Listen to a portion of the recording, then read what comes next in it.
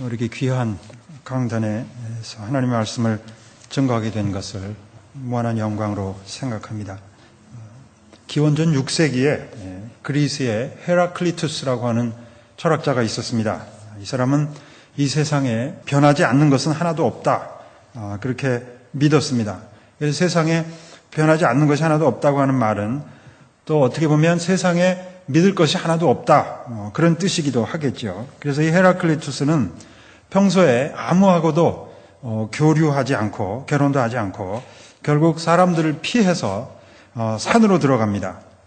그래서 한평생 혼자 살다가 온몸이 이렇게 뚱뚱 붓는 에디마라고 하는 병에 걸려서 외롭고 또 처참하게 생의 마지막을 맞았다, 그렇게 기록이 되어 있습니다. 그래서 그런지 이 사람에게는 우는 철학자, The Weeping Philosopher라는 별명이 붙어 있습니다.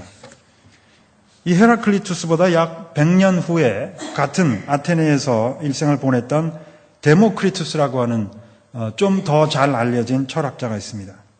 데모크리투스는 이 우주 모든 만물은 더 이상 쪼갤 수 없는 아주 작은 입자들로 구성되어 있다라고 하는 원자론을 주장한 사람입니다. 여러분, 서양 과학사에서 19세기가 돼야지 영국의 물리학자 존 달턴이라는 사람이 소위 말해서 분자 물리학, particle physics라는 것을 이제 주창을 합니다.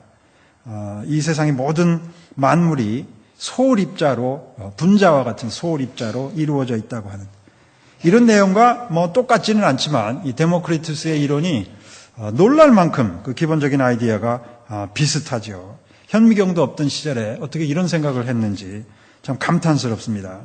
그래서 이 데모크리투스에게는 소위 과학의 아버지라고 하는 명예로운 별명, 명예로운 타이틀이 있게 됩니다. 데모크리투스는 헤라클리투스와는 달리 삶의 태도가 매우 낙관적이었다고 합니다. 그래서 늘 웃고 늘 즐겁게 살았다고 합니다. 그래서 이 데모크리투스에게는 웃는 철학자, The Laughing Philosopher라는 별명이 붙여져 있습니다. 여러분, 성경에 예수님이 웃으셨다 하는 말이 나옵니까? 안 나옵니다. 성경에 어딜 봐도 예수님이 웃으셨다, 그런 말이 없어요. 예수님은 아마 Laughing Philosopher는 아니었나, 그런 생각이 들지 모르시겠어요. 그러나 성경에 꼭 그런 말이 없다고 해서 평소에 예수님이 웃지도 않고 사셨다, 그런 말은 절대 아닐 겁니다. 마가복음 2장 16절에 그리고 성경의 여러 군데에 예수님이 먹기를 탐하고 술도 즐기시고 세리와 죄인들과 항상 놀러 다니신다, 그런 비난을 많이 받으셨대요. 비난을 받으셨다는 얘기는 어느 정도 또 그게 사실이었다는 말이기도 하겠죠. 예수님이 제자들과 또 세리와 죄인들과 저녁 식사를 하시고 와인을 드시면서 웃지도 않고 아주 심각한 표정으로 하루 저녁 앉아 계셨겠어요? 그렇지 않으셨을 겁니다.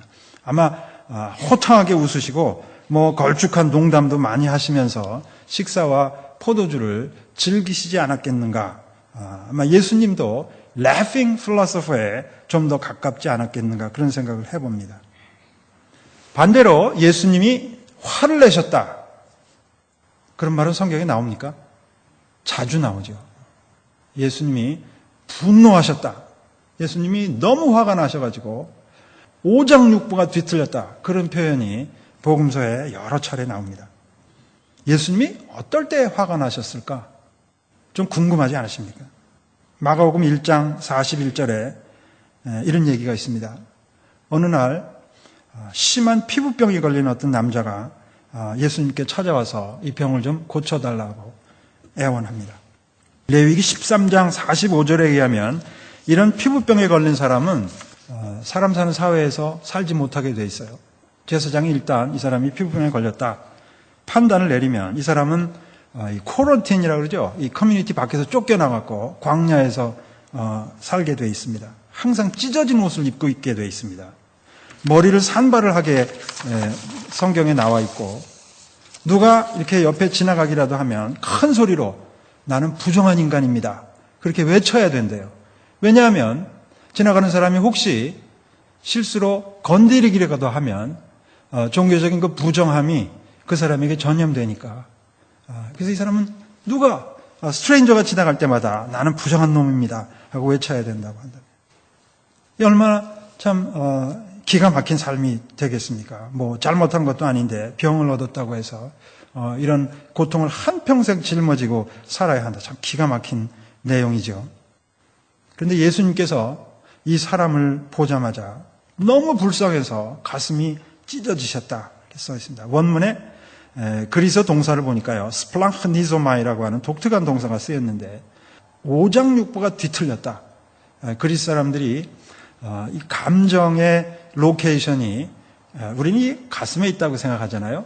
근데 이 그리스 사람들은 오장육부 전체에 이 감정을 느끼는 셀들이 퍼져 있다고 믿었나 봐요. 그래서 감정이 격해지면 오장육부가 뒤틀렸다.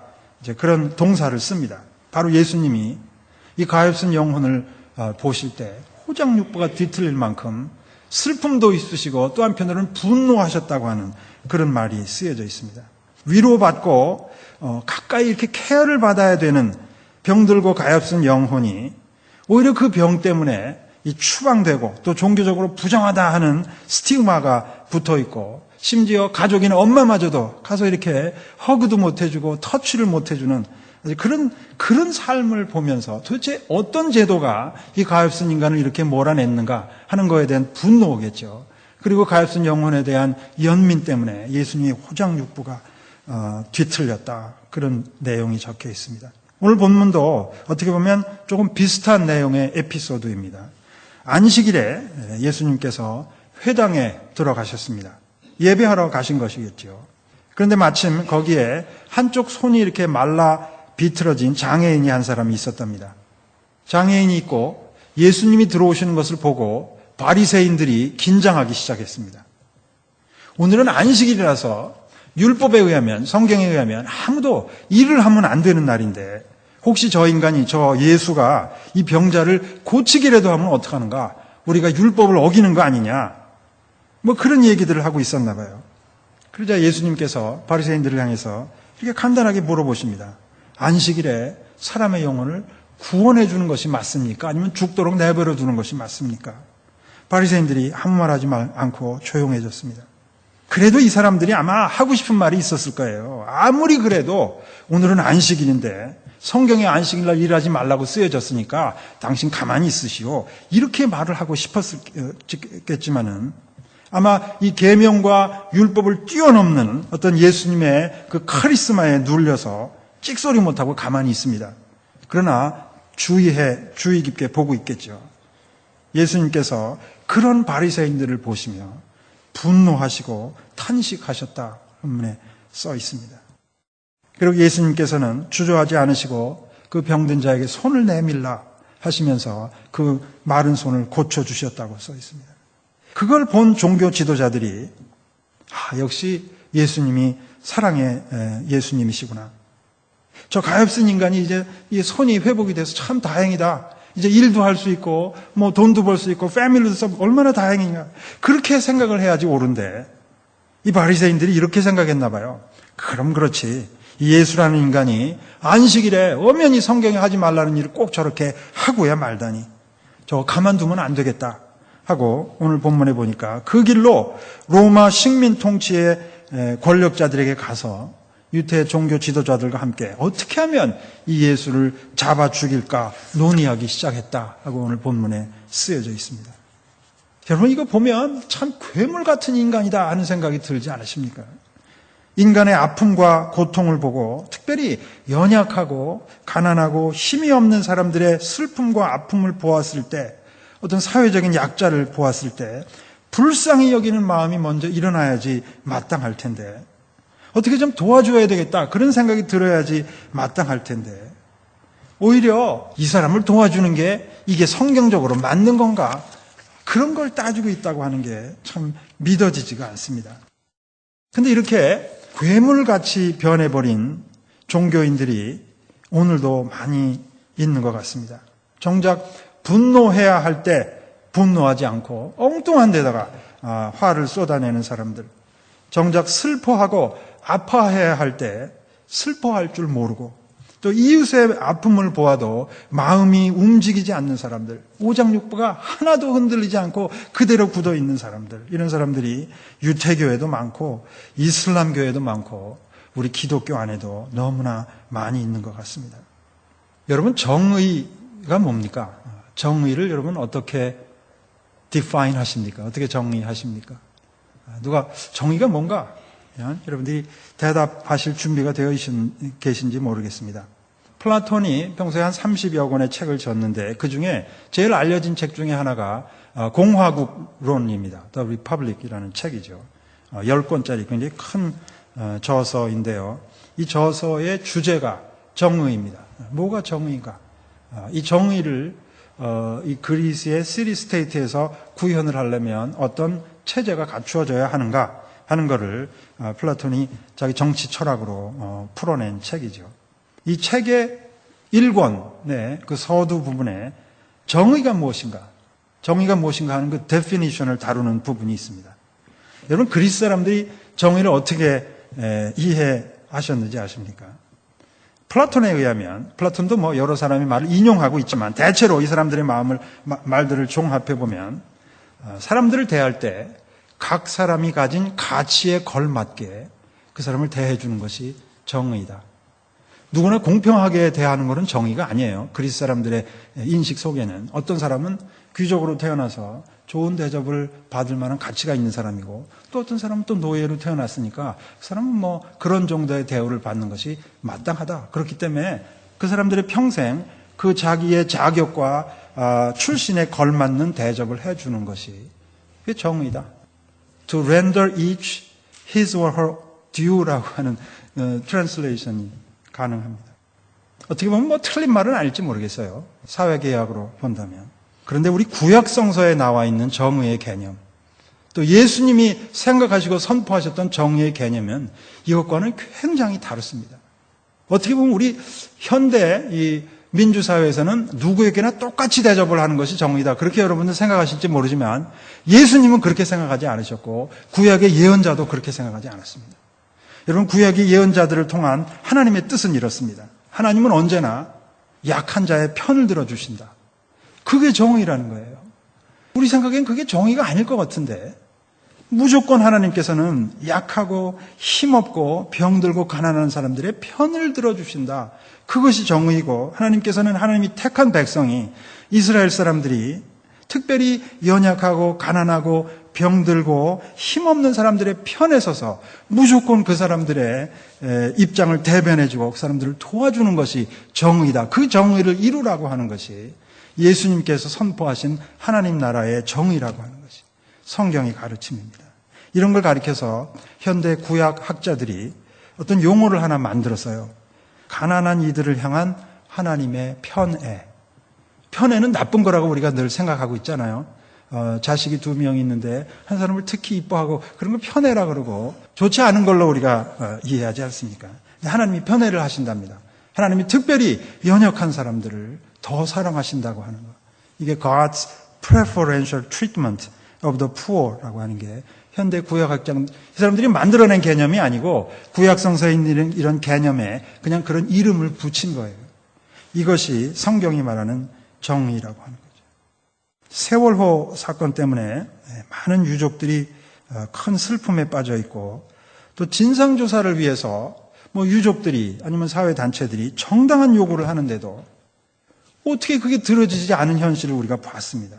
뭐 여러 가지 정치적인 이유 때문에 커버업을 하려고 그러고 뭐 이제 그만하면 됐다 뭐 이런 얘기들을 한 적이 있었어요. 뭐 지금도 달라지지 않습니다만 그런 불의함을 보고 우리 기독교의 지도자들이 마땅히 참 예수님이 오장육부가 흔들리는 것처럼 분노하고 소리를 냈어야 하는데 다들 침묵했습니다. 특별히 정치적으로 힘이 있고 영향력이 있는 이 대형 교회 목사님일수록 그 일을 외면하거나 심지어 유족들의 가슴에 못을 박는 말들도 서슴지 않고 한 것이 신문에 다 보도가 됐습니다.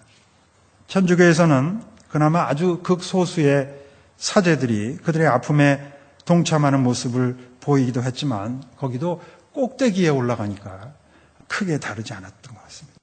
그런데 2014년 8월 16일 날 한국을 방문 중이었던 프란시스 교황이 이분의 그 방한 일정 중에 가장 중요한 행사였던 그 성자 시복식, 그러면 이제 세상 떠난 성자들을 성인으로 추대하는 그런 중요한 예식을 광화문 광장에서 이 교황께서 직접 집전을 하셨습니다. 미사가 끝나고 이제 의전 차량을 타고 이 퍼레이드를 하는데 그 광화문 광장에서 갑자기 좀 소란스러운 일이 벌어졌습니다. 그 세월호의 유족들이 이 교황님을 좀 만나게 해달라고 이렇게 소리를 치면서 다가왔습니다. 우리 정부가 파견했던 사복 경찰들과 아주 건장한 경호원들이 어디서 소리를 지르냐고 윽박 지르면서 이 사람들을 제지했습니다. 그러자 교황이 옆에 있던 수행신부, 우리 한국인 수행신부에게 무슨 일이냐고 물어봤습니다. 수행신부가 아주 간단하게 그동안의 이 사정을 교황께 설명을 해드린 것 같습니다. 교황이 즉시 의전 차량에서 내려서 유족들에게 다가가셨습니다. 그중에서 특별히 43일째, 그날부로 43일째 단식을 하고 있던 유민이 아빠에게 가서 그의 손을 꼭 잡아주었습니다. 교황이 라틴어도 하겠고 스페인어 하겠지만 한국말 못하잖아요. 서로 말을 나누지는 않았습니다. 말이 필요가 없었습니다. 그저 애통하는 마음이 담긴 그 교황의 눈물 젖은 눈빛 하나만으로도 유족들에게 아마 하나님의 크신 위로가 전해졌을 거라고 저는 생각합니다. 의전 차량으로 다시 돌아가는 교황에게 유민이 아빠가 제발 우리를 잊지 말아달라고 애원하면서 소리를 쳤습니다. 아마 수행신부가 트랜슬레이션을 해줬겠죠. 근데 나중에 로마 교황청으로 돌아간 교황이 정말 그 순간을 잊지 않고 유민이 아빠에게 친필로 편지를 써서 보냈습니다. 며칠 후에 기자회견을 하면서 교황이 이 세월호 유족들을 언급했습니다. 그리고 이분이 참 중요한 말을 했어요. 아픔을 겪는 사람들을 보면서 중립을 지키는 것은 하나님의 뜻이 아니다. 그것은 옳지 않다. 저는 이것이 이 교황이 하신 요 말씀이 성경의 가르침 중에 정말 중요한 포인트를 잘 요약한 것이라고 생각합니다. 아픔을 겪고 있는 사람들을 보면서 거기서 무슨 신학을 따지고 교리를 따지고 중립을 지키는 것, 이런 것 자체가 성경의 가르침에 크게 위배되는 것이라고 생각합니다. 아픔이 있는 사람들을 보면 같이 아파하고 도와주고 그들의 편에 서는 것이 하나님의 뜻이라고 하는 말씀이죠. 우리 교회가 이걸 많이 잊어버렸습니다. 21세기에 들어서면서 여러분 잘 아시다시피 우리 개신교회가 큰 위기를 맞고 있습니다. 한 20, 30년 전부터 우리 미국의 개신교회가 사양길을 걷고 있다. 너무 잘 아시는 내용이잖아요. 근데 요 5, 6년 전부터는 한국의 교회도 미국 교회보다 더 빠른 속도로 사양길을 걷고 있다는 소식을 자주 듣습니다. 가끔 방문하는 한국의 목사님들 통해서 이제 교회가 20%가 줄었다. 예산이 30%가 줄었다. 중고등부가 없어졌다. 대학부 없어진 지는 벌써 오래됐다. 이런 모습의 우리 기독교회가 30년 후에도 여기 남아있을지 잘 모르겠다. 그런 말들을 들으면서 도대체 어떻게 하다가 우리가 여기까지 왔는가. 안타까운 생각뿐입니다. 어쩌면 정말 이분들이 걱정하는 대로 우리 기독교가 존폐의 위기를 지금 맞고 있는 게 아닌가. 30년 후에, 50년 후에 이 땅에 개신교가 아직도 존재할지 아무도 모르겠다고 하는 그런 엄청난 위기 속에 우리가 있는 것이 아닌가 하는 생각을 해봅니다. 그동안 너무 오래 너무 많은 기독교인들이, 특별히 기독교의 지도자들이 예수 잘 믿는 것이 마치 교리나 잘 따르고 기복적인 기도나 열심히 해서 이 땅에서는 나와 내 가족이 출세하고 건강하고 많은 축복을 누리다가 또 죽으면 천당에 가는 것이 신앙의 핵심인 것으로 착각하고 또 그렇게 가르쳤기 때문이 아닌가 생각합니다. 그래서 정작 슬퍼해야 할 때 슬퍼할 줄 모르고 아픈 사람과 함께 아파할 줄 모르고 분노해야 할 때 분노할 줄 모르는 괴물 같은 기독교인들이 대량 생산되었기 때문에 그런 것이 아닌가 하는 생각을 해봅니다. 여러분 컴퓨터를 사용하시다가 그 모니터의 스크린이 좀 흐려질 때가 있습니다. 그러면 어떻게 합니까? 세팅에 가갖고 이 초점을 다시 맞추는 기능이 있어요. 그런 거를 리컬리브레이션이라고 하지 않습니까? 그거 가끔 해야 돼요. 저는 지금 우리 기독교가 리컬리브레이션을 해야 될 때가 오지 않았는가. 이걸 하지 않고 가만 내버려두면 그 모니터는 그냥 못 쓰게 되어서 버려질 것이 아니겠는가. 그런 생각을 해봅니다. 작년이 종교개혁 500주년이 되는 해였습니다.